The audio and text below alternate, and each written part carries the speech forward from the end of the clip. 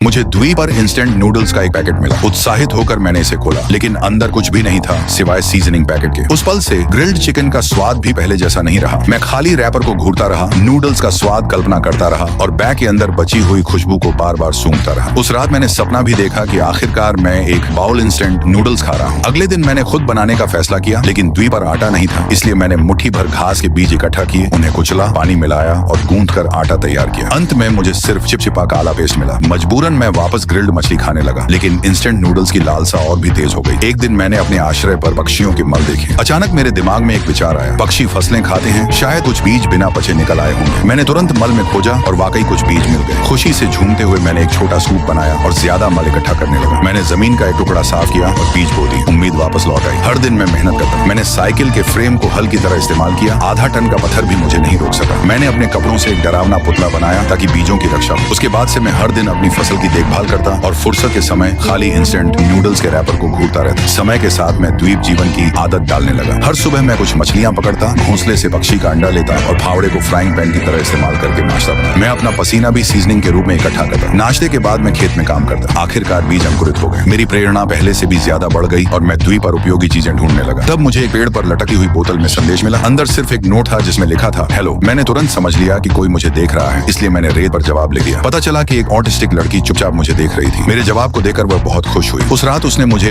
दूसरा मैसेज इन ए बोतल भेजा। आखिरकार मुझे एक पेन पाल मिल गया और मेरी फसल बढ़ती रही। जब मैंने हरी पत्तियों को हटाया तो देखा कि मकई लगभग पक चुका था और मैं उत्साह से चिल्ला उठा। लड़की जानती थी कि मुझे इंस्टेंट नूडल्स का बाउल कितना चाहिए, इसलिए उसने मेरे लिए डिलीवरी ऑन ऑर्डर कर दी। लेकिन जब डिलीवरी ड्राइवर पहुंचा तो मैंने उसे मना कर दिया। मेरे लिए वे इंस्टेंट नूडल्स अब सिर्फ खाना नहीं थे, वे मेरी उम्मीद बन चुके थे जो मुझे जीवित रखे हुए थे। ड्राइवर नूडल्स वापस ले गया और मेरी बात लड़की तक पहुंचा दी। बाद में मुझे उसकी ओर से दूसरी बोतल मिली। अंदर माफी वाला पत्र था। चिंता हुई कि कहीं वह खुद को दोष न दे, इसलिए मैंने रेत पर बहुत सारी मजेदार तस्वीरें बनाई ताकि उसे खुश कर सकूं। कुछ समय बाद मकई पूरी तरह पक गया। आखिरकार मुझे वो बाउल इंस्टेंट नूडल्स मिल गया जिसका सपना मैं इतने दिनों से देख रहा था। पहला कौर मुंह में डालते ही खुशी के आंसू मेरे चेहरे पर बह निकले।